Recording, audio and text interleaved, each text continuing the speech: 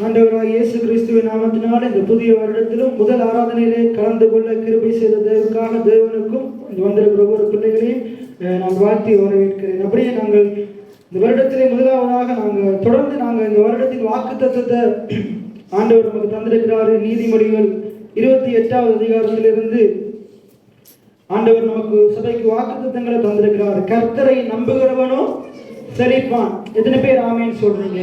ஆண்டவர் விரும்புகிறாரு, நாங்க செழிக்கணும் என்று ஆண்டவர் விரும்புகிறார். இன்னைக்கு நாங்க எப்படி நம்முடைய வீட்டில் இருக்கிற பூங்கன்றுகள் தாவரங்கள் நல்லா செழிப்பா அது வளரணும் என்று நாங்க விரும்புகிறோமோ அதை பார்க்கிறோம் அதிகமா ஆண்டவர் அவரை நம்புகிற அவரை அண்டிக் கொண்ட ஒவ்வொரு பிள்ளைகளும் செழிக்கணும் என்று விரும்புகிறார், மேல வரணும் என்று ஆண்டவர் விரும்புகிறார். முதலாவது நாங்க பார்க்க போகிறோம். கடந்த நாட்களை நான் பேசினேன். இன்னைக்கு அநேக போதனைகள் உலகத்துல இருக்குது. அது என்ன போதனைகள்ன்றா, நம்ம இந்த உலகத்துல நமக்கு ஒன்றுமே இருக்க கூடாது, எல்லாம் பரலோகத்துல கடைசி காலம். காலம்புரை ஒன்று கேட்டிருப்பீங்க, கடைசி காலம். அதிலே அவர் சொல்றாரு, காலம்புரை பேசினவர் சொன்னாரு, இந்த செழிப்பெல்லாம் சரி வராது அதெல்லாம். அப்ப இப்படிப்பட்ட போதனைகளை கேட்டா, இப்படிப்பட்ட ஆலோசனைகளை கேட்டா, இப்படிப்பட்ட உபதேசங்களை கேட்டா இந்த பூமியில நம்ம ஒரு வெற்றிகரமான வாழ்க்கையை வாழ முடியாது. இன்னைக்கு நாங்க இந்த கர்த்தரை நம்புகிறவன் செழிப்பான் என்ற தலைப்புல நாங்க தொடர்ந்து பார்க்க போகிறோம். அது இன்னைக்கு நாங்க முதலாவது பார்க்க போகிறோம். நாங்க சரியான போதனையை சரியான ஆலோசனையை கேட்கணும். தவறான போதனையை தவறான ஆலோசனையை கேட்கறதுக்கு நம்முடைய செவியை விளக்கணும். எத்தனை பேர் ஆமேன்னு சொல்றீங்க? இன்னைக்கு நம்முடைய பிரசங்கத்துல தலைப்பே என்னென்றா, சரியான ஆலோசனைக்கு நம்முடைய செவியை சாய்க்கணும், தவறான ஆலோசனைக்கு செவியை விளக்கணும். எத்தனை பேர் ஆமேன்னு சொல்றீங்க? என்ன சொல்லுங்க? சரியான ஆலோசனைகளுக்கு செவி சாய்க்க வேண்டும், தவறான ஆலோசனைகளுக்கு செவியை விளக்க வேண்டும். எத்தனை பேர் ஆமேன்னு சொல்றீங்க? நாங்க எல்லாரும் திருப்பிக் கொள்ளுவோம். நீதிமொழிகள் 1வது அதிகாரம், சங்கீதம் 1வது அதிகாரம் 1வது வசனம். சங்கீதம் 1வது அதிகாரம் 1வது வசனம். துன்மார்க்கருடைய ஆலோசனையில் நடவாமலும் பாவிகளுடைய வழியில் நில்லாமலும் பரியாசக்காரர் உட்காரும் இடத்தில் உட்காராமலும் கர்த்தருடைய வேதத்தில் பிரியமாயிருந்து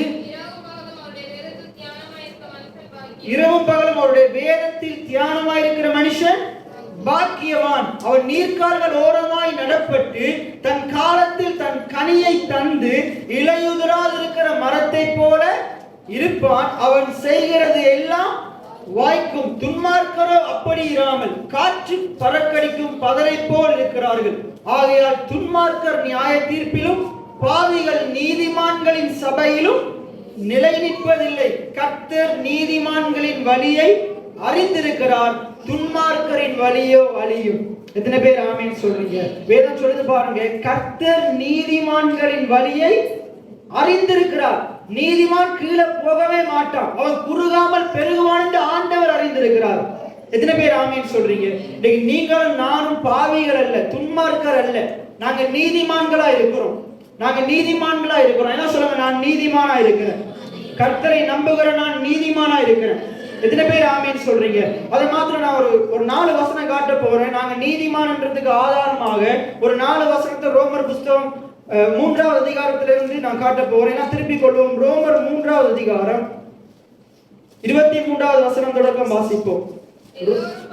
எல்லோரும் பாவம் செய்து தேவ மகிமை அற்றவர்களாகி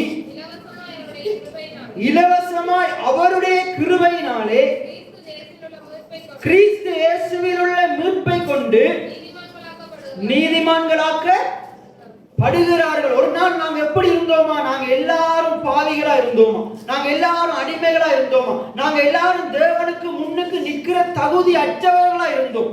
ஆனா தகுதியற்ற நம்மள ஆண்டவர் அவருடைய இரத்தத்தினால கழுவி சுத்திகரித்து இயேசு கிறிஸ்து மூலமாக அவருடைய கல்வாரி சிலுவையின் மூலமாக அதுல சிந்தப்பட்ட இரத்தத்தின் மூலமாக ஆண்டவர் நம்மளை கழுவி சுத்திகரித்து கிருபையினால நம்மளை நீதிமான்களா மாற்றி இருக்கிறார். எத்தனை பேர் ஆமீன் சொல்றீங்க? அழகா அந்த வசனம் சொல்லுது, எல்லோரும் பாவம் செய்து தேவ மகிமை அற்றவர்களா இருந்தோம். ஒரு நாள் அப்படித்தான் இருந்தோம். ரட்சிக்கப்படுறதுக்கு முன்னுக்கு அப்படித்தான் இருந்தோம். இந்த மகிமையான ஆண்டவரை, இந்த கல்வாரி சிலுவையை விசுவாசிக்கிறதுக்கு முன்னுக்கு நாங்க எல்லாரும் எப்படி இருந்தோமா? பாவிகளா இருந்தோமா? ஆனா பாவிகளா இருந்த நம்மள ஆண்டவர் எப்படி நீதிமான் ஆக்கினாராம்? இலவசமாக. எப்படி நீதிமான மாற்றினாராம்? இலவசமாக. நாங்க எதுவுமே செய்யல. ஆண்டவர் அந்த நீதிமான் என்ற ஸ்தானத்தை நம்முடைய பிரயாசத்தின் அடிப்படையில தரல, நம்முடைய கிரியையின் அடிப்படையில தரல, அவர் தம்முடைய கிருபையின் அடிப்படையில தந்தார். எத்தனை பேர் ஆமென் சொல்றீங்க? இலவசமா தந்தார், இலவசமா நம்மளை மாத்தினார். நம்ம எதுவும் பிரயாசப்படல, நம்முடைய சுயபலத்தினால நீதிமான் ஆக்கப்படல. தேவனுடைய பலன் என்ன செஞ்சது? நம்மளை நீதிமான்களா மாற்றிச்சு. எத்தனை பேர் ஆமென் சொல்றீங்க? அது சொல்றது பாருங்க, இலவசமாக அவருடைய கிருபையினாலே. எல்லாம் சொல்லுங்க, அவருடைய கிருபையினாலே. அவருடைய கிருபை என்னன்னா நம்முடைய செயல் அல்ல, அவருடைய செயல். நம்ம பிரயாசப்பட்டதல்ல. இன்னைக்கு பாருங்க, பிள்ளைகள் ஸ்கூலுக்கு போய் படிக்கிறாங்க. அவங்க நாளைக்கு காசு இருக்குமா இருக்காதான்னு குறிச்சு கவலைப்படுறதே கிடையாது. ஏனென்றா அந்த பிள்ளை படிக்கணும்ன்றதுக்காக வேண்டி, அந்த பிள்ளை சாப்பிடணும்ன்றதுக்காக வேண்டி அந்த பிள்ளையுடைய பெற்றார் பிரயாசப்படுறாங்க, அந்த பெற்றார் உழைக்கிறாங்க, அந்த பெற்றார் கிரியை செய்யறாங்க. எத்தனை பேர் ஆமென் சொல்றீங்க? அதே போல தேவனுக்கு பிள்ளைகளா இருக்கிற நமக்காக நம்முடைய தந்தையாகிய ஆண்டவர் என்ன செய்யறாரு? தன்னுடைய குமாரன் மூலமாக அவர் சகலவற்றையும் செய்து முடித்திருக்கிறார். எத்தனை பேர் ஆமென் சொல்றீங்க? இன்னைக்கு நாங்க சுமக்க தேவையில்லை, பாவத்தின் சம்பளமாகிய மரணத்தை நாங்க சுமக்க தேவையில்லை, நமக்காக இயேசு சுமந்துட்டார். எத்தனை பேர் ஆமென் சொல்றீங்க? அப்ப பாருங்க, இலவசமா அவருடைய கிருபையினாலே கிறிஸ்து இயேசுவில் உள்ள மீட்பை கொண்டு. நம்முடைய மீட்பு எங்க இருக்குதான்? நம்முடைய ரட்சிப்பு எங்க இருக்குதான்? கிறிஸ்து இயேசுவுள்ள இருக்குதான். அதனாலதான் ஒன்றான மெய்தேவனாகிய உம்மையும் நீர் அனுப்பினவராகிய இயேசு கிறிஸ்துவையும் அறிவதே நித்திய ஜீவன். நம்முடைய நித்திய ஜீவன், பரலோக வாழ்க்கை எங்க இருக்குது? அது இயேசு கிறிஸ்துவுக்குள்ள இருக்குது. எத்தனை பேர் ஆமென் சொல்றீங்க? நம்முடைய வெற்றி எங்க இருக்குது? அது கிறிஸ்துவுக்குள்ள இருக்குது. நம்முடைய சுகம் எங்க இருக்குது? அதுவும் கிறிஸ்துவுக்குள்ளதான் இருக்குது. எத்தனை பேர் ஆமென் சொல்றீங்க? அதே போல நம்முடைய பாவ மன்னிப்பும் கிறிஸ்துவுக்குள்ளதான் இருக்குது. அதே போல நம்முடைய செழிப்பும் அது உலகத்துக்குள்ள இல்ல, உலகத்தின் தொழில்களுக்குள்ள இல்ல, உலக பிரகாரமான காரியங்களுக்குள்ள இல்ல. நம்முடைய செழிப்பு, நீதிமானுடைய செழிப்பு கர்த்தரிடத்தில் இருக்குது. எத்தனை பேர் ஆமென் சொல்றீங்க? அப்ப தம்மை நம்புகிற பிள்ளைகளை, தம்மை விசுவாசிக்கிற பிள்ளைகளை அவர் என்ன செய்யறாராம்? செழிக்க செய்கிறாராம். எத்தனை பேர் ஆமென் சொல்றீங்க? இந்த உலக பிரகாரமான காரியங்கள் மேல நம்முடைய நம்பிக்கையை வைப்போமா இருந்து நம்மளால செழிக்க முடியாது. செழிப்புன்றது வெறுமனே பணம் நிறைய இருக்கிறது அல்ல, நல்ல வீடு இருக்கிறது மட்டும் செழிப்பு இல்லை, நல்ல வாகனம் இருக்கிறது செழிப்பு இல்லை, இப்படிப்பட்ட இதோட பெரிய ஆலயம் இருக்கிறது செழிப்பு இல்லை.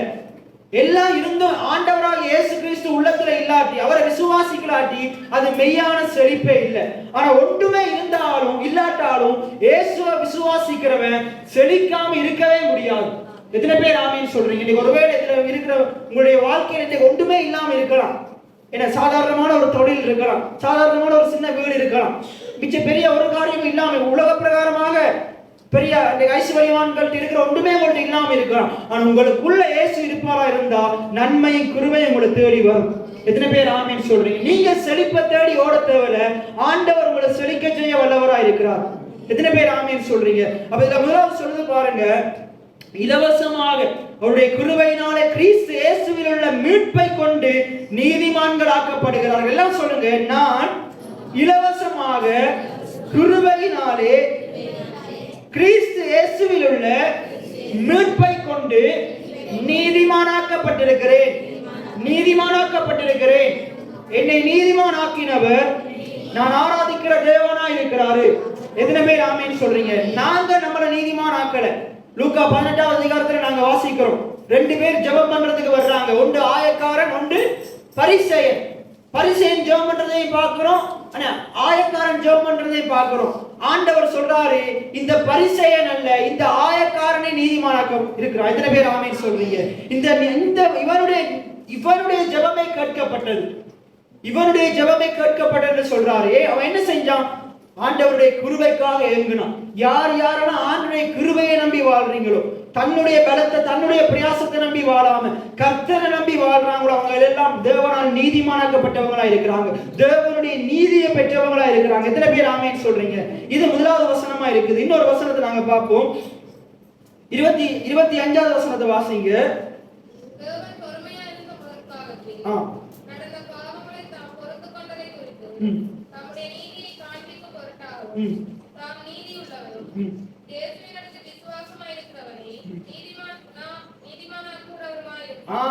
தேவன் எப்படி இருக்கிறாரா? அவர் எப்படி இருக்கிறாரா? இருந்தாராம். ஆரம்பத்தில் நாங்க பாவம் செய்யும் போது ஆண்டவர் பொறுமையா இருந்தாராம். ஏன் பொறுமையா இருந்தாராம்? குமாரன் வரும்போது பாவிகளாகிய நம்மளை அவர் மூலமா நீதிமானாக்குறதுக்காக வேண்டி பொறுமையா இருந்தாராம். எத்தனை பேர் ஆமேன்னு சொல்றீங்க? குமாரன் 2024 ஆண்டுகளுக்கு முன்னே நமக்காக வந்து விட்டார். எத்தனை பேர் விசுவாசிக்கிறீங்க? அப்ப குமாரனாக இயேசு கிறிஸ்து 2024 ஆண்டுகளுக்கு முன்பாக நமக்காக இந்த பூமிக்கு வந்தது உண்மையா இருக்குமா இருந்தா அந்த குமாரனாக இயேசு கிறிஸ்துவினுடைய முதலாவது பிறப்பை விசுவாசிக்கிறவர்கள், அவருடைய பாடுகள், மரணம், உயிர்த்தெழுதலை விசுவாசிக்கிறவர்கள் தேவனால நீதிமான்கள் ஆக்கப்பட்டவர்களா இருக்கிறாங்க. எத்தனை பேருக்கு நான் சொல்றது விளங்குது? தேவனால நீதிமான்கள் ஆக்கப்பட்டவர்களா இருக்கிறாங்க. அப்ப நம்ம 2வது வசனம் பார்த்தோம். விசுவாசமா இருக்கிறவனை, யாரிடத்தில் விசுவாசமா இருக்கிறவனை? என்ன சொல்லுங்க? இயேசுவினிடத்தில் விசுவாசம் உள்ளவனா இருக்கிறவனை. எத்தனை பேர் இயேசுவின் மேல விசுவாசமா இருக்கிறீங்க? எத்தனை பேர் இயேசுவை விசுவாசிக்கிறீங்க? அப்ப நீங்க நீதிமான்களா இருக்கிறீங்க. இது நான் சொல்லல, வேதம் சொல்லுது. நீங்க நீதிமான்களா இருக்கிறீங்க. இயேசுவினிடத்தில் விசுவாசமா இருக்கிறவனை நீதிமான் ஆக்குகிறவருமாய். யார் நீதிமான் ஆக்குறாராம்? பாஸ்டரா? தேவன் நீதிமான் ஆக்குறாராம். பிதாவானவர் நீதிமான் ஆக்குறாராம். அப்ப உங்களை நீதிமான் ஆக்கினவர் யாரு? பிதாவானவர் தான் நீதிமான் ஆக்கி இருக்கிறார். எத்தனை பேர் ஆமேன்னு சொல்றீங்க? எதனால நீதிமான் ஆக்கினாரு? குமாரன் மேல நீங்க வைத்த விசுவாசத்தினால. அதனாலதான் வேதம் சொல்றது, விசுவாசத்தினால் நீதிமான் பிழைப்பான். இன்னொரு வசனம் நாங்க பார்ப்போம். 5வது அதிகாரம், ரோமர் 5வது அதிகாரம், ரோமர் 4வது அதிகாரம் கடைசி வசனத்தை வாசிங்க. 25வது வசனம். அவர் நம்முடைய பாவங்களுக்காக ஒப்பு கொடுக்கப்பட்டும் நாம் நீதிமான்கள் ஆக்கப்படுவதற்காக இயேசு ஏன் உயிரோடு எழுப்பப்பட்டாராம்? இப்ப நான் கேட்கிறேன், இயேசுவை உயிரோடு எழுப்பினது யாரு? பிதாவாகிய தேவன். ரோமர் 8:11 சொல்லுது, அந்த இயேசு கிறிஸ்துவை மரித்தவரிலிருந்து உயிர்த்தெழுகிற ஆவியானவர் உங்களுக்குள்ள வாசமா இருந்தா சாவுக்கு ஏதுவான உங்கள் சரீரங்களை உயிர்ப்பிப்பார். எத்தனை பேர் ஆமீன் சொல்றீங்க? அதே போல இழந்து போன ஆசீர்வாதங்களை திருப்பி தர வல்லமையுள்ளவராய் இருக்கிறார். வனாந்திரமான வாழ்க்கையை வயல்வெளியாக்க வல்லமையுள்ளவராய் இருக்கிறார். எத்தனை பேர் ஆமீன் சொல்றீங்க? அப்ப இயேசு கிறிஸ்துவை மரித்தோரிலிருந்து உயிர்ப்பித்த ஆவியானவர் நம்மளையும் உயிர்ப்பிக்க வல்லமையுள்ளவராய் இருக்கிறார். இப்ப இந்த வசனம் சொல்லுது பாருங்க, அவர் நம்முடைய பாவங்களுக்காக, யாரு? குமாரனாகிய இயேசு கிறிஸ்து நம்முடைய பாவங்களுக்காக என்ன செய்திருக்கிறார்? ஒப்பு கொடுக்கப்பட்டாராம். நாம் நீதிமான்களாக்கப்பட, என்ன சொல்லுங்க? நான் நீதிமானாக்கப்படுவதற்காக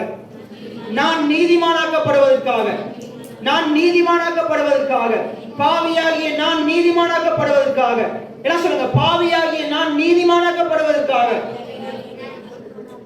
தேவன் என்ன செய்தாராம்? தன்னுடைய ஒரே பேரான குமாரனை மரித்தோரிலிருந்து உயிரோடு எழுப்பினாராம். எத்தனை பேர் ஆமீன் சொல்றீங்க? எத்தனை பேர் உயிர்த்தெழுதலை விசுவாசிக்கிறீங்க? இயேசு உயிரோடு எழுந்தார் எத்தனை பேர் விசுவாசிக்கிறீங்க? அப்படி நீங்க விசுவாசிக்கிற நீங்க நீதிமான்களா இருக்கிறீங்க. பாருங்க, இதையும் வேத வாக்கியம் தான் சொல்லுது. ஆகையினால வேதத்தை தான் பகுத்து நிதானிச்சு என்ன செய்யணும்? நாங்க அறிஞ்சு கொள்ளணும். எல்லா போதனைகளையும் கேட்க கூடாது. இப்படி எல்லா சபையிலையும் போதிக்க மாட்டாங்க.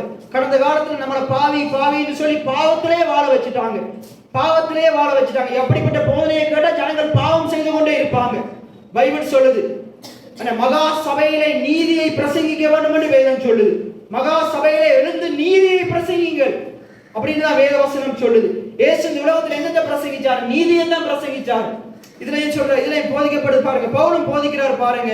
அந்த குமாரனாகிய இயேசு கிறிஸ்து நமக்காக ஒப்பு கொடுக்கப்பட்டதன் மூலமாக, அவர் உயிரோடு எழுப்பப்பட்டதன் மூலமாக நாங்கள் எல்லாரும் நீதிமான்களாக்கப்பட்டிருக்கிறோம். எத்தனை பேர் ஆமீன் சொல்றீங்க? அப்படி 5வது அதிகாரம் 1வது வசனத்தையும் பாருங்க. இவ்விதமாக நாம் விசுவாசத்தினாலே நீதிமான்களாக்கப்பட்டிருக்கிறபடியால், நீதிமான்களாக்கப்பட போகிறபடியால் அல்ல, விசுவாசிச்ச எல்லாருமே நீதிமான்களாக்கப்பட்டிருக்கிறார்கள். எத்தனை பேர் ஆமீன் சொல்றீங்க? நீங்க இயேசு கிறிஸ்துவினுடைய பாடுகள், மரணம், உயிர்த்தெழுதலை விசுவாசிப்பீங்களா இருந்தா இன்னைக்கு ஆண்டவர் உங்களை நீதிமான்கள் ஆக்கி இருக்கிறார்.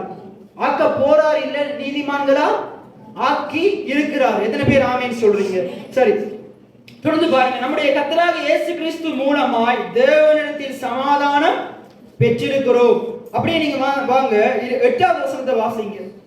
7வது வசனத்திலிருந்து வாசிங்க. 7வது வசனத்திலிருந்து, நீதிமானுக்காக ஒருவன் மரிக்கிறது அரிது, நல்லவனுக்காக ஒருவேளை ஒருவன் மரிக்க துணிவான். நாம் பாவிகளா, என்ன சொல்லுங்க? நாம் பாவிகளா இருக்கையில் கிறிஸ்து நமக்காக மரித்ததினால் தேவன் நம்மேல் வைத்த அன்பை விளங்க பண்ணினார். எத்தனை பேர் ஆமீன் சொல்றீங்க? நாங்க ஒரு நாள் எப்படி இருந்தோமா? பாவிகளா, அக்கிரமக்காரரா, மீறுதல் செய்தவங்களா இருந்தோம். அப்படிப்பட்ட நிலையிலையும் ஆண்டவர் நமக்காக மரித்தார். ஆண்டவர் நமக்காக மரித்தார். இன்னைக்கு நமக்கு நிறைய பேர் தீமை செய்யும் போது அவங்களுக்கு நன்மை செய்ய மனசு வருமா? வராது. ஆனா அவர் பாருங்க, அவருக்கு விரோதமா பேசின நமக்காக, அவருக்கு விரோதமா பாவம் செய்த நமக்காக, அவருடைய கட்டளைகளை மீறின நமக்காக அவர் என்ன செய்தார்? தன்னுடைய சொந்த குமாரனை ஒப்பு கொடுத்தார். அவரே சிலுவையில ஆக்கினி தீர்ப்ப என்ன செய்தார்? சுமக்கும்படி செய்தார். நம் மேல் வர வேண்டிய தண்டனையை அவர் மேல் என்ன செய்தார்? பிதாவானவர் அவர் என்ன செய்தார்? அவர் மேல போட்டார். ஏன் போட்டார்? நம்மள நீதிமான்களா மாத்திரத்துக்காக வேண்டி. தொடர்ந்து வாசிங்கிறது இருக்குது பாருங்க. நீதிமானுக்காக ஒருவன் மரிக்கிறது அரிது, நல்லவனுக்காக ஒருவேளை ஒருவன் மரிக்க துணிவான். நாம் பாவிகளா இருக்கையில் கிறிஸ்து நமக்காக மரித்ததினாலே தேவன் நம் மேல் வைத்த அன்பை விளங்க பண்ணுகிறார். இப்படி நாம் அவருடைய இரத்தத்தினாலே என்ன வாக்கப்பட்டிருக்கிறோம்? எல்லாம் வாசிங்க அந்த வசனத்தை, 9வது வசனத்தை எல்லாம் சேர்ந்து வாசிங்க. இப்படி நாம் அவருடைய இரத்தத்தினாலே நீதிமான்கள் ஆக்கப்பட்டிருக்க, நீதிமான்கள் ஆக்கப்பட்டிருப்போம், இல்லை ஆக்கப்பட்டு இருக்க, நீதிமான்கள் ஆக்கப்பட்டிருக்க. தொடர்ந்து வாசிங்க. கோபாக்கினைக்கு நீங்களாக அவராலே நாம் ரட்சிக்கப்படுவது அதிக நிச்சயம். அதிக நிச்சயமாமே. அப்ப நம்ம நீதிமான்கள் ஆக்கப்பட்டது என்னவா? நிச்சயமா. என்னவா? எத்தனை பேர் நிச்சயமா விசுவாசிக்கிறீங்க நாம் பாவி எல்லாம் நீதிமான் என்று? ஒருவேளை இந்த இடத்துல இருக்கிற நீங்க விசுவாசிக்கலாட்டி நீங்க உண்மையா ஆண்டவருடைய பாடு, மரணம், உயிர்த்தெழுதல் விசுவாசிக்கவே இல்லை. ஆண்டவருடைய பாடு, மரணம், உயிர்த்தெழுதலை உண்மையா விசுவாசிக்கிறவன் இதையும் விசுவாசிக்கணும். அவர் பாடுபட்டது என்னை நீதிமானாக்கிறதுக்காக வேண்டி, அவர் மரித்தது என்னை நீதிமானாக்கிறதுக்காக வேண்டி, அவருடைய ரத்தம் என்னை நீதிமானா மாற்றி இருக்குது. எத்தனை பேர் ஆமீன் சொல்றீங்க? அதே போல அவர் உயிரோடு தேவனால் எழுப்பப்பட்டதும் என்ன நீதிமான மாத்துறதுக்காக வேண்டி. இந்த சத்தியத்தை நான் ஆரம்பத்துல இந்த சத்தியத்துக்குள்ள வர்ற ஆரம்பத்துல நான் அறிஞ்சு கொண்ட மிக முக்கியமான சத்தியம் அதான். அந்த சத்தியத்தின் மூலமாகத்தான் மிச்ச காரியங்களை அறிஞ்சு கொள்ள ஆண்டவர் கிருபை செஞ்சார். இந்த சத்தியத்தையே நீங்க புரிஞ்சு கொள்ளலாட்டி நீங்க மேலான காரியங்களை புரிஞ்சு கொள்ளவே முடியாது. இன்னைக்கு பாருங்க, நான் செழிப்பை பத்தி தான் பேச போறேன். ஏன் நீங்க இதை பத்தி பேசுறீங்க? செழிப்பை பத்தி பேசுறீங்க, நீதிமான பத்தி பேசுறீங்கன்னு நீங்க கேட்கலாம். 92வது சங்கீதத்துல சொல்றது, நீதிமான் தான் செழிப்பான். நீதிமான் பனையை போல செழித்து லீபனோனில் உள்ள கேதுருவை போல வளருவான்.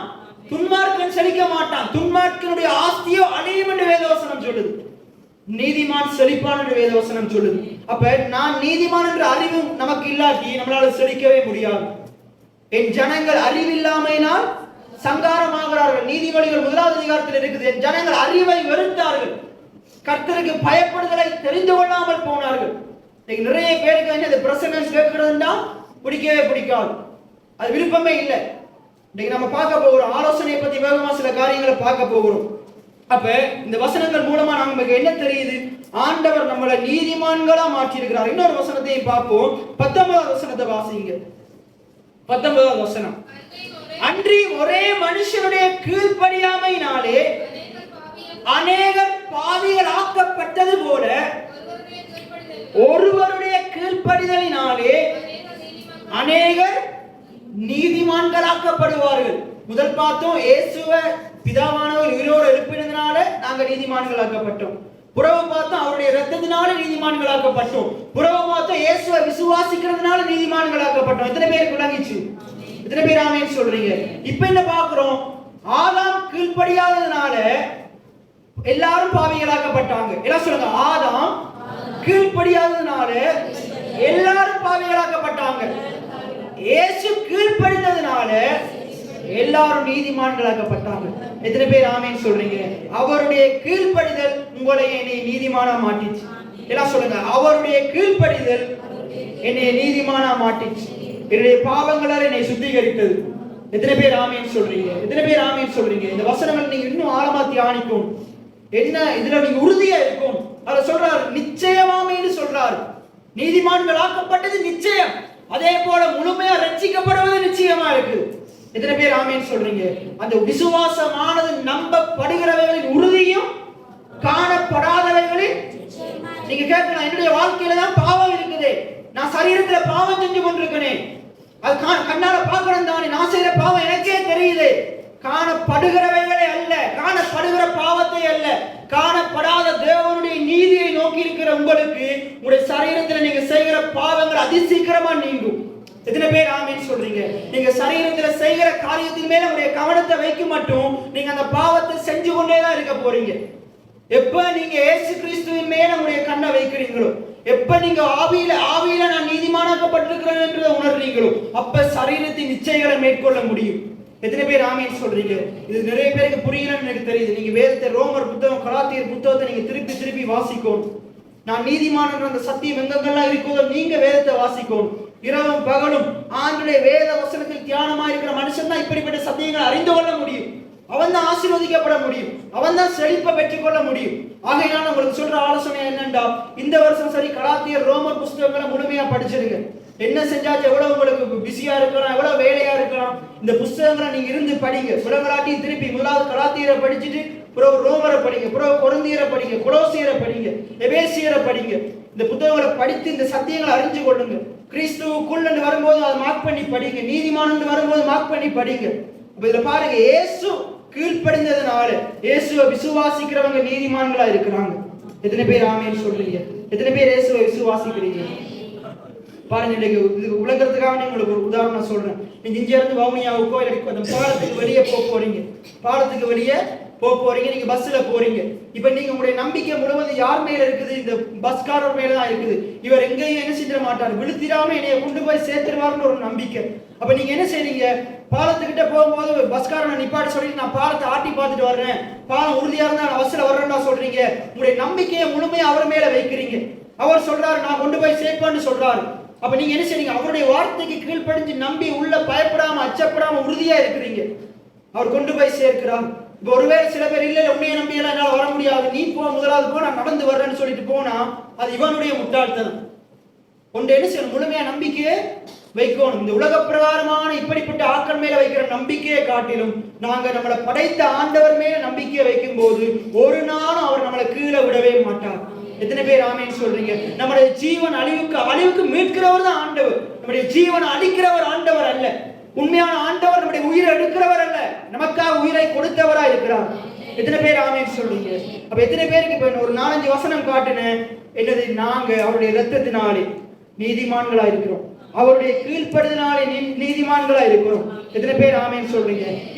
இப்படிப்பட்ட நீதிமானா மாற்ற முடியுமா இருந்தா இந்த நீதிமான செழிக்க செய்ய முடியுமா? முடியாதா?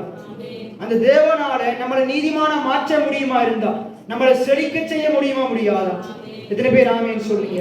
இப்படிப்பட்ட நீதிமான்கள், இயேசுவை விசுவாசிக்கிறவங்க, இயேசுவினுடைய கீழ்ப்படுதல் மேல நம்பிக்கை உள்ளவங்க, இயேசுவினுடைய ரத்தத்தை விசுவாசிக்கிறவங்க, அவங்க குறைஞ்சு போகவே மாட்டாங்க. எத்தனை பேர் ஆமேன்னு சொல்றீங்க? இந்த சத்தியங்களை ஆழமா நீங்க அறிந்து கொள்ளுங்க.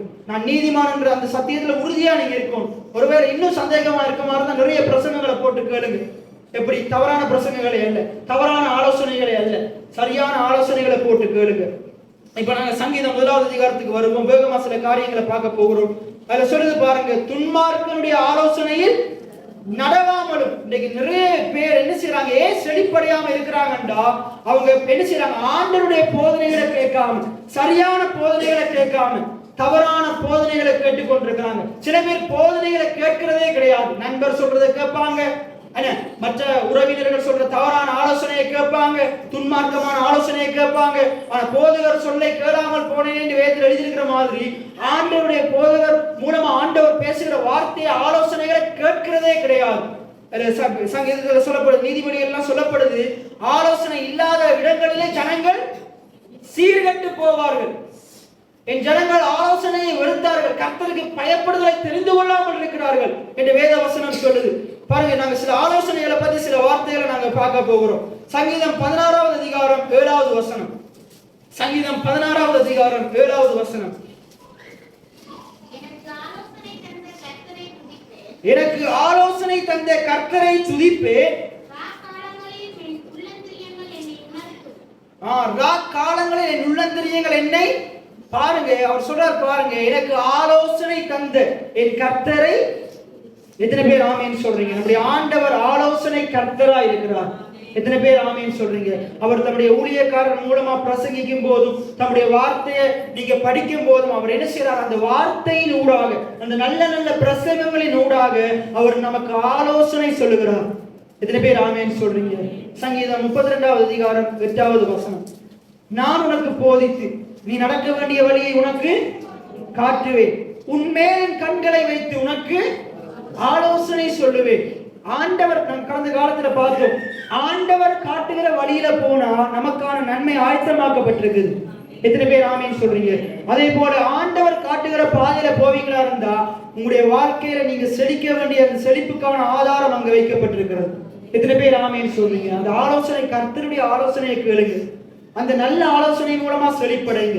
தவறான ஆலோசனைகளை கேட்டு பணத்தை சம்பாதிக்கலாம், மேல வந்துடலாம்னு செஞ்சு தவறான காரியங்களுக்குள்ள, தவறான தொழில்களுக்குள்ள, தவறான காரியங்களுக்குள்ள போய் என்ன செஞ்சாங்க? உங்க வாழ்க்கையை அழிச்சு போட்டுறாதீங்க. துன்மார்க்கனுடைய ஆசையோ அழியும் என்று வேதவசனம் சொல்லுது, அழியும் என்று வேதவசனம் சொல்லுது. அப்ப பாருங்க, இன்னொரு வசனத்தை வாசிப்போம். சங்கீதம் 20வது அதிகாரம் 4வது வசனம். சங்கீதம் 20வது அதிகாரம் 4வது வசனம்.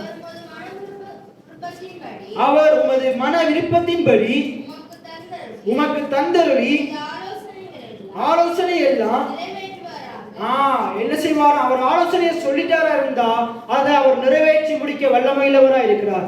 எத்தனை பேர் ஆமீன் சொல்றீங்க? இன்னொரு வசனத்தை பார்ப்போம். சங்கீதம் 33:11. சங்கீதம் 33:11.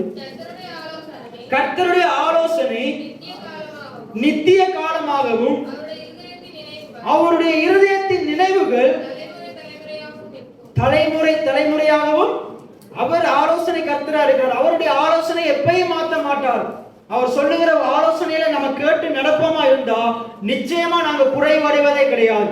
எத்தனை பேர் ஆமீன் சொல்றீங்க? நிச்சயமா குறைவடைவதே கிடையாது. இப்ப நீதிமொழிகளுக்கு வருவோம். நீதிமொழிகள் 10வது அதிகாரத்துக்கு வாங்க. வேகமா 2-3 வசனங்களை உங்களுக்கு காட்ட போறேன்.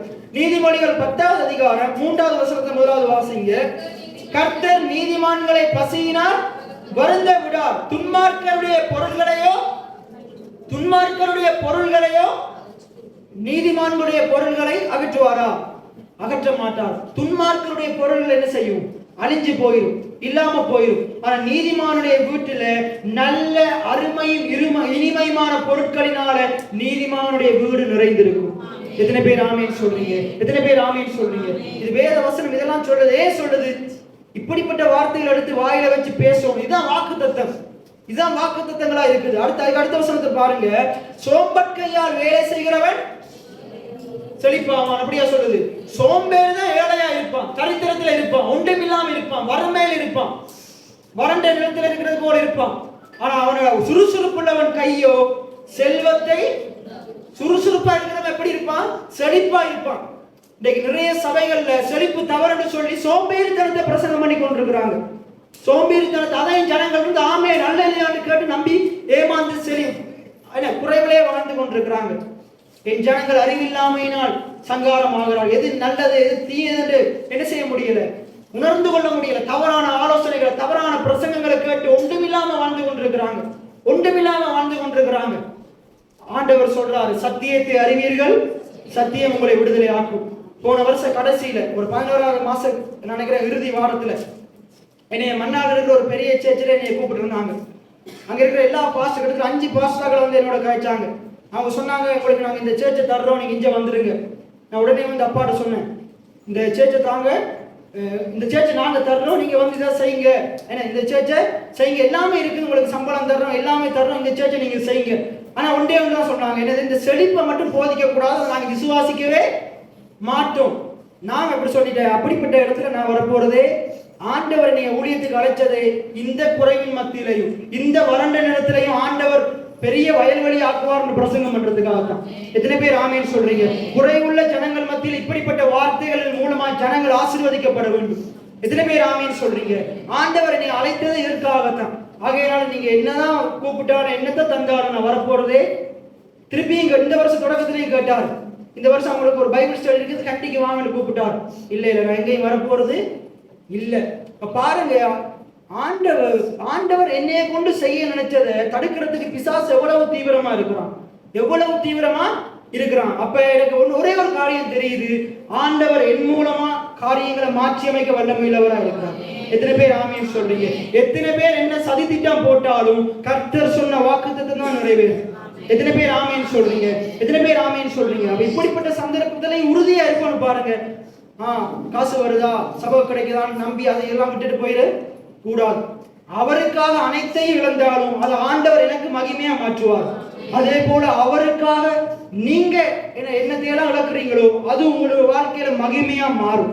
எத்தனை பேர் ஆமீன் சொல்றீங்க? சில விஷயங்களுக்கு நோ சொல்ல கற்றுக்கொள்ளும், இல்லைன்னு சொல்ல கற்றுக்கொள்ளும். சில பேர் வருவாங்க, நீங்க எங்கிட்ட சேர்த்துக்கு வாங்க, சாமான் தோறும், அதைத்தாரும் இதைத்தாரும். எனக்கு தெரிஞ்ச இப்ப 2-3 பேர் கூப்பிட்டு கொண்டிருக்கிறாங்க நம்மளோட விசுவாசிகள். அதைத்தாரும் இதைத்தாரும், நீங்க வாங்க, இன்னும் நிறைய தாரும். நீங்க இப்ப போயிடலாம், இப்ப அவங்க தரலாம், ஆனா தொடர்ந்து அவங்க செய்ய மாட்டாங்க. ஆனா நீங்க கர்த்தருடைய ஆலயத்துல, இந்த ஆலயத்துல நாட்டப்பட்டிருப்பீங்களா இருந்தா அது அவங்க தர்றதை காட்டிலும் தேவன் உங்களை கொடுக்கிற விதமா வச்சிருப்பார். எத்தனை பேர் ஆமீன்? நான் அதைத்தான் விசுவாசிக்கிறேன். ஆண்டவர் இந்த கையை ஏந்துகிற கையா வைக்கல, என் கையை கொடுக்கிற கையா வைப்பார். எத்தனை பேர் ஆமீன் சொல்றீங்க? அப்ப அப்படிப்பட்ட விசுவாசம் உடையவங்களா நாங்க இருக்கோம்.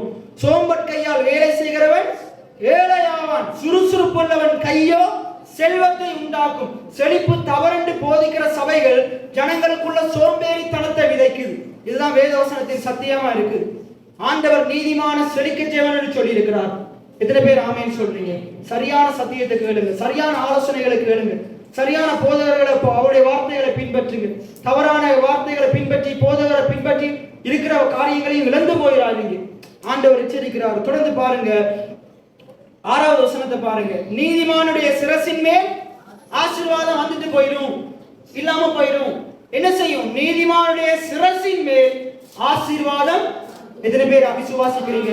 நீங்க எல்லாரும் யாரு? நீதிமான்கள். அப்ப உங்களுக்கு ஆண்டவர் ஒரு ஆசீர்வாதத்தை கொடுப்பாரா இருந்தா திருப்பி எடுக்க மாட்டாரு. ஆண்டவர் கொடுக்கிற ஆசீர்வாதம் அது தங்கி இருக்கும், அது வழிந்தோடும், அது கரைபுரண்டோடும். எத்தனை பேர் ஆமீன் சொல்றீங்க? அதுக்கு அடுத்தது பாருங்க, 7வது வசனம். நீதிமானுடைய பேர் புகழ் பெற்று. எத்தனை பேர் ஆமீன் சொல்றீங்க? அதுக்கு அடுத்தது பாருங்க, இருதயத்தில் ஞானம் உள்ளவன் கட்டளைகளை ஏற்றுக்கொள்ளுகிறான். அவன் என்ன செய்வான்? ஆலோசனைகளை ஏற்றுக்கொள்ளுவான். உங்களுக்குள்ள ஞானம் இருக்குமா இருந்தா இப்படிப்பட்ட நல்ல ஆலோசனைகளை ஏற்றுக்கொள்ளுவீங்க, நல்ல வார்த்தைகளை ஏற்றுக்கொள்ளுவீங்க. அதுக்கு அடுத்தது சொல்றது பாருங்க, அடிக்கடி சொல்ற வசனம் அங்கதான் இருக்குது. அளப்புகிற மூடனோ, நான் அடிக்கடி பேசுவேன், என்ன பேசாத இருந்தா மூடனும் ஞானவான நினைப்படுவான். அளப்புகிற மூடன் என்ன செய்வான்? விழுந்து போவான். அது சரியில்லை, இது சரியில்லை, இது இப்படி, அது அப்படி, இவர் சொல்றதை நான் கேட்க மாட்டேன், இப்படி அலப்பிக்கொண்டே இருக்கிறவன் எந்த நேரம் வாயில் உடலோட அடிச்சு கொண்டே இருக்குமா இருந்தா அவன் என்ன செஞ்சிருவான்? கீழே விழுந்து போயிடுவான். ஆனா அமைதியா இருக்கிறவன் அவன் என்ன செய்வான்? சித்தி பெறுவான். எத்தனை பேர் ஆமீன் சொல்றீங்க? அவனுடைய வாழ்க்கையில் அவன் ஞானம் உள்ளவனா இருக்கிறான். அவனுக்கு தெரியும் எங்க பேசணும், எங்க பேசக்கூடாது, எங்க அமைதியா இருக்கணும், எங்க வாயை திறக்கணும்னு அவனுக்கு தெரியும். அப்ப நம்ம இதெல்லாம் அந்த காரியங்களை ஆண்டவர் என்ன செய்யறாரு? நமக்கு ஆலோசனையா சொல்றார். உத்தமமாய் நடக்கிறவன் பத்திரமாய் நடக்கிறான், கோணலான வழிகளிலே நடக்கிறவனோ கண்டுபிடிக்கப்படுவான். 11வது வசனத்தை பாருங்க. நீதிமானுடைய வாய் ஜீவ ஊற்று. அந்த வாயில ஜீவன் தான் வரும், மரணம் வராது. இப்ப கொஞ்ச நேரத்துக்கு உங்களுக்கு நீதிமொழி 18 அப்பா காட்டினாரு. மரணமும் ஜீவனும் நாவின் அதிகாரத்தில் இருக்குது. அதே போல நன்மையும் தீமையும் நாவல தான் இருக்குது. அதே போல செழிப்பும் வறுமையும் நாவல தான் இருக்குது. செழிப்பை பேசினா செழிப்படைய முடியும், வறுமையை பேசினா, தரித்திரத்தை பேசினா வறுமையிலையும் தரித்திரத்திலையும் இல்லாமையிலையும் குறைவிலையும் தான் இருக்க முடியும். அப்ப நாங்க என்ன செய்யணும்? நாங்க எதை பேசணும்ன்ற காரியத்துல ஜாக்கிரதையா இருக்கணும். 14வது வசனம். ஞானவான்கள் அறிவை சேர்த்து வைக்கிறார்கள். இப்ப நாங்க தொடர்ந்து என்ன செய்ய போறோம்? அந்த செழிப்பை பத்தி போதிக்க போறோம். நீங்க இதை குறிச்சுதான அறிவை, வேத வசனம் செழிப்பை குறிச்சு என்ன சொல்லுது? செழிப்பு சரியா தவறா? ஆண்டவர் யாரை செழிக்க செய்வார், யாரை செழிக்க செய்ய மாட்டார்? நிறைய காரியங்களை இந்த சபையில நானும் அப்பாவும் பேச போகிறோம். அப்ப இப்ப நீங்க தான் என்ன செய்யணும்? அதை பற்றின அறிவை, சத்தியங்களை சேர்த்து வைக்கும். எத்தனை பேர் ஆமீன் சொல்றீங்க? அப்ப சேர்த்து வைக்கணுமா இருந்தா என்ன செய்யணும்? ஒவ்வொரு போதனைகளையும் மிஸ் பண்ணிடவே கூடாது, வார்த்தைகளை மிஸ் பண்ணிடவே கூடாது, தவற விட்டுறவே கூடாது. தொடர்ந்து ஆலயத்துக்கு வந்து இந்த காரியங்களை எழுத முடிஞ்சவங்க எழுதுங்க, இல்லாட்டி எழுதுறதுக்கு முடியாதவங்க என்ன செய்யுங்க? மனதில் வைத்துக் கொள்ளுங்க, தொடர்ந்து பேசுங்க, இந்த சத்தியத்துல வளருங்க. பைபிள் சொல்றது சத்தியத்தை அறிவீர்கள், சத்தியம் உங்களை விடுதலையாக்கும். ஆண்டவர் எப்படி பாவத்திலிருந்து விடுதலையாக்கினார் என்றதை குறித்து கேள்விப்பட அதை அறிஞ்சு கொள்ள முடியும். ஆண்டவர் எப்படி செழிப்பாக்குறார் கேட்கதான் ஆண்டவர் எப்படி செழிப்பாக்குறார் என்று அறிஞ்சு கொள்ள முடியும். எப்படி செழிப்பாக்குறார் என்று அறிஞ்சு கொண்டாதான் வாழ்க்கையில செழிப்பா வாழ முடியும். எத்தனை பேர் ஆமேன் சொல்றீங்க? ஆகையினால் இந்த போதனைகள் ஆண்டவர் ஏற்ற காலத்துல சொல்றார். இந்த காலம் நீங்க செழிக்கிற காலமா இருக்குது. எத்தனை பேர் ஆமேன் சொல்றீங்க? இந்த காலத்துல நீங்க என்ன செய்யுங்க? காலத்தை பிரயோஜனப்படுத்திக் கொள்ளுங்க. இந்த போதனைகளை தவற விட்டுறாதீங்க. இது எல்லா நேரத்திலையும் போயிட்டு கொண்டிருக்க முடியாது. சில சமயங்களுக்கு இதே வேலை, ஒரே செழிப்பு, ஆசீர்வாதம், பணம் போயிட்டு இருப்பாங்க. இங்க அப்படி இல்லை. இங்க எல்லா காரியங்களையும் போதிக்கிறோம். எல்லா காரியமும் நான் போயிட்டு இருக்கிறேன். ஒரு குறிப்பிட்ட காலத்துக்கு நான் இதை தொடர்ந்து போதிக்க போகிறேன். ஆகையினால மிஸ் பண்ணாம வந்து கேளுங்க. விசுவாசத்தோட கேட்கிற பிள்ளைகளை ஆண்டவர் நிச்சயம் செழிக்க செய்வார். எத்தனை பேர் ஆமென் சொல்றீங்க? அப்ப ஞானவான்களா நீங்க இருப்பீங்களா இருந்தா நீங்க தொடர்ந்து ஆலயத்துக்கு வந்து இந்த போதனைகளை, இந்த ஆலோசனைகளை கேட்டு அதனுடைய மனதுல, இருதயத்துல பதிச்சு வாயினால பேசுங்க. மூடனுடைய வாய்க்கு கேடு சமீபித்திருக்கிறது, கேடு சமீபித்திருக்கிறது. அப்படியே நீங்க கீழே வந்தீங்கன்னா 20வது வசனத்தை பாருங்க. நீதிமானுடைய நாவு சுத்த வெள்ளி. அதுக்கு அடுத்தது 22வது வசனம். நீதிமான்களுடைய உதடுகள் அநேகரை போஷிக்கும். 22வது வசனம். கர்த்தரின் ஆசீர்வாதமே தரித்திரத்தை தரும், ஐஸ்வர்யத்தை தரும். பாருங்க எவ்வளவு அழகா அந்த வசனம் சொல்லுது. 24வது வசனம். துன்மார்க்கன் பயப்படும் காரியம் அவனுக்கு வந்து நேரிடும், நீதிமான் விரும்புகிற காரியம் அவனுக்கு கொடுக்கப்படுவதில்லை என சொல்லுது. நீதிமான் விரும்புகிற காரியம் அவனுக்கு கொடுக்கப்படும். எத்தனை பேர் ஆமென் சொல்றீங்க? இப்ப நீங்க செழிப்ப விரும்புவீங்களா இருந்தா ஆண்டவர் செழிப்ப தருவார். ஆண்டவர் செழிப்ப தர உண்மையுள்ளவரா இருக்கிறார். என்னை செழிக்க செய்ய வல்லவரா இருக்கிறார். அதை நம்புவீங்களா இருந்தா, ஆண்டவரை நம்புவீங்களா இருந்தா ஆண்டவர் நிச்சயமா செழிப்ப செய்வார். எத்தனை பேர் ஆமென் சொல்றீங்க? பைபிள் தெளிவா சொல்லுது, நீதிமான் ஒன்றையும் விரும்பக்கூடாது. இந்த உலகத்துல இந்த நீதிமானுக்கு ஒன்றுமே கிடையாது, எல்லாம் பரலோகத்தில். அப்படியா சொல்றாரு? நீதிமான் விரும்புகிற காரியம் அவனுக்கு என்ன சொல்லுங்க? நான் விரும்புகிற காரியம் என் தேவனால் எனக்கு கொடுக்கப்படும். எத்தனை பேர் ஆமென் சொல்றீங்க? நீங்க என்னத்தை விரும்புகிறீங்களோ, நீங்க என்னத்தை விரும்புகிறீங்களோ, வேதத்துல பிலிப்பியர்ல சொல்லப்படுது, ஆண்டவர் என்ன செய்யறாரு? விருப்பங்களையும் செய்கைகளையும் நம்மளை உண்டாக்குகிறவராய் இருக்கிறார். எத்தனை பேர் ஆமென் சொல்றீங்க? விருப்பங்களையும் செய்கைகளையும் உண்டாக்குறவராய் இருக்கிறார். எத்தனை பேர் ஆமென் சொல்றீங்க? அப்ப விருப்பங்களை உண்டாக்குகிறவர் அவராய் இருப்பாரா இருந்தா அதை நிறைவேற்றி முடிக்கவும் அவர் வல்லமையுள்ளவராய் இருக்கிறார். எத்தனை பேர் ஆமென் சொல்றீங்க? ஆண்டவர் விரும்புகிறாரு என் பிள்ளை செழிப்பா இருக்கும். இன்னைக்கு பொல்லாதவங்களாகி நாங்களே என்ன செய்யறோம்? புள்ள ஒழுங்கா உடுத்தக்கூடாதுன்னு விரும்புறோமா? புள்ள ஒழுங்கா படிக்க கூடாதுன்னு விரும்புறோமா? புள்ள என்ன இப்படியே கஷ்டப்பட்டு கொண்டு மண்ணையும் புழுதியிலையும் கிடக்கணும்னு விரும்புறோமா? நம்ம என்ன விரும்புறோம்? புள்ள நாங்க இருந்த மாதிரி இருக்க கூடாது, என்னைய காட்டில என் புள்ள நல்லா இருக்கும். அப்படி எத்தனை பேர் உண்மையா விரும்புறீங்க? அப்ப நம்முடைய ஆண்டவர் எப்படி விரும்புவார்? நம்ம விரும்புவதை காட்டிலும், நம்ம யோசிக்கிறதை காட்டிலும் நம்ம மேல வரணும்னு அவர் விரும்புகிறார். எத்தனை பேர் ஆமென் சொல்றீங்க? எத்தனை பேர் ஆமென் சொல்றீங்க? இன்னைக்கு உங்களுக்கு சொல்ற ஆலோசனை என்னன்னா, தொடர்ந்து நான் இதை பத்தி பேச போறேன். இன்னைக்கு நேரம் மிக குறுகியா இருக்கிறதால நான் கரிய முடிக்கிறேன். ஆலோசனை என்னண்டா, சரியான போதனையை கேளுங்க, தவறான போதனைகளை கேட்காதீங்க. தவறான சரியான சில நான் என்னுடைய வாழ்க்கையில நான் எழுதி வச்சிருக்கிறேன். இந்த ஊழியர் பிரசங்கத்தை மட்டும்தான் கேட்கும். மிச்ச பிரசங்கம் யார் எவ்வளவு எப்படிப்பட்ட பிரசங்கத்தை பண்ணாலும் அவர் எவ்வளவு பெரிய ஆளா இருந்தாலும் கேட்கவே கூடாது, கேட்கவே கூடாது. சில தவறான பிரசங்கங்களை கேட்கறதால ஜனங்கள் உருப்படாம இருக்கிறாங்க, மேல வராம இருக்கிறாங்க. அதை கேட்டு கேட்டு நம்பி நம்பி ஏமாந்து போய் இருக்கிறாங்க. ஆகையினால நீங்க தான் தீர்மானிக்கணும் யாருடைய பிரசங்கத்தை கேட்கணும், யாருடைய பிரசங்கத்தை கேட்க கூடாது. பைபிள் சொல்றது, துன்மார்க்கனுடைய ஆலோசனையில் நடவாமலும். சில நேரத்துல வேற வழி இல்லை. என்ன, சில நேரத்துல ஒரு ஊழியக்காரர் வந்துட்டு அவர் எப்படிப்பட்ட ஊழியர்களை தெரியாம நாம எடுத்துட்டோமா இருந்தா அவர் பேசுறது இருந்து கேட்டுதான் ஆகணும். ஆனா பைபிள் சொல்றது, உனக்கு அது தவறுன்னு தெரிஞ்சுட்டா இருந்தா அதை கேட்டாலும் கேட்டதின்படி நடக்காது. எப்படி சொல்ற? துன்மார்க்கனுடைய ஆலோசனையில் நடவாமலும். என்ன செய்ய? ஒருவேளை கேட்கக்கூடிய சூழ்நிலைக்குள்ள நீ இருந்தாலும், உங்க வீட்டுல உறவினர்கள் வந்துட்டாங்க, வேற வழியில் அவன் சொல்றதை கேட்டுதான் ஆகணும். கேட்டாலும் அது அவனுக்கு உனக்கு தவறுன்னு தெரிஞ்சுட்டா இருந்தா அவன் என்ன கேட்டா தலையாட்டில் என்ன செஞ்சிரு, அதன்படி நடக்காது. அதன்படி நடக்காம ஆண்டவர் என்ன ஆலோசனையை சொல்லி இருக்கிறாரோ அதன்படி நட. எத்தனை பேர் ஆமென் சொல்றீங்க? ஆண்டவர் தான் ஆலோசனை கர்த்தரா இருக்கிறார். அவரை காட்டிலும் சிறந்த ஆலோசகர் இந்த உலகத்துல எவருமே இல்லை, எவருமே இல்லை. ஆகையினால உங்களுக்கு ஆலோசனை தேவைன்னா முதலாவது ஆண்டவர் இடத்துல போங்க, இரண்டாவது நல்ல ஊழியக்காரன் இடத்துல போங்க. நிறைய பேர் எனக்கு எவனும் ஆலோசனை செய்ய தேவையில்லை, என் வாழ்க்கையை நான் பார்த்துப்பேன், இப்படி அகங்காரத்துல இருந்து வாழ்க்கையில என்ன உருப்படுறதே இல்லை. அதனால வேதம் தெளிவா சொல்றது, ஆலோசனை இல்லாத இடத்திலே ஜனங்கள் சீர்கட்டு போவார்கள். சாலமோன் இப்படித்தான், அவனுடைய தவறான நண்பர்களுடைய ஆலோசனையை கேட்டு என்ன செஞ்சிட்டான்? அவருடைய வாழ்க்கை வீணாயிருச்சு.